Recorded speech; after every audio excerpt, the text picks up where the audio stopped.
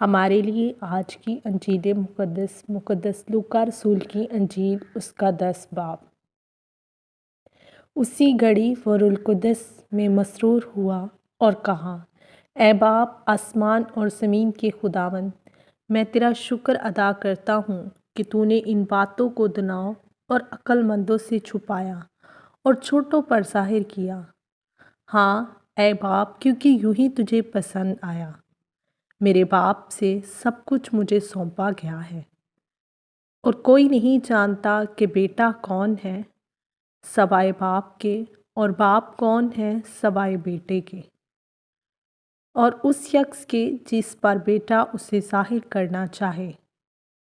और अपने शागिर्दों की तरफ तवज्जो करके ख़ास उन्हीं से कहा, मुबारक हैं वो आँखें जो ये बातें देखती हैं जिन्हें तुम देखते हो, क्योंकि मैं तुमसे कहता हूँ कि बहुत से नबियों और बादशाहों ने चाहा जो तुम देखते हो देखें मगर ना देखा, जो तुम सुनते हो सुने मगर ना सुना।